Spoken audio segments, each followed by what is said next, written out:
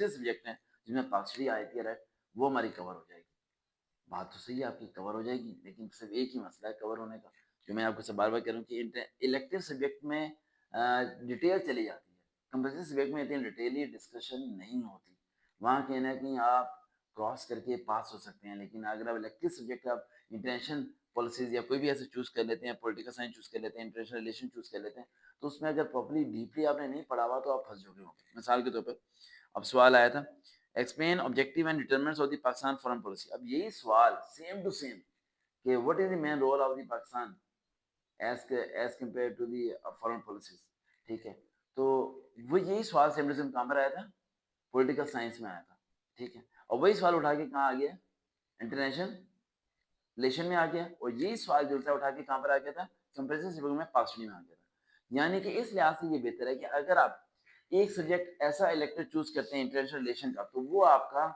Compulsory subject में मुताले पाकिस्तान भी cover कर देगा और काफी हद तक आगे सपोर्ट करेगा इंटू में भी, क्योंकि इंटू में इससे रेलिवेंट क्वेश्चंस हो जाते हैं।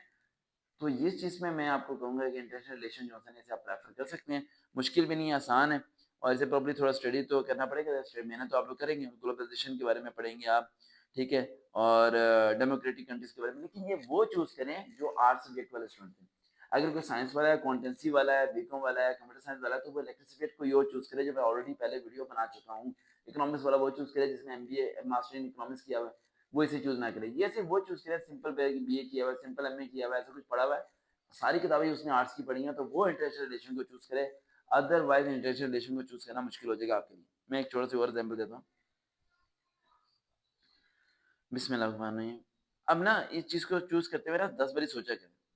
ऐसे ना। अब जैसे मैंने कहा आईएमएफ के बारे में, ठीक है, ये क्वेश्चन कहाँ पर आया था, पॉलिटिकल साइंस में आया हुआ था, और ये क्वेश्चन कहाँ पर आया था, पार्शली में आया हुआ था, और ये क्वेश्चन कहाँ पर आएगा, इंटरनेशनल रिलेशन में आ गया, हो गया ना, तीनों में मिक्स सेम सेम क्वेश्चन। दिमाग चल रहा है ये नहीं चल रहा, नाश्ता मैंने भी नहीं किया हुआ, ठीक है, नाश्ता कर लेना,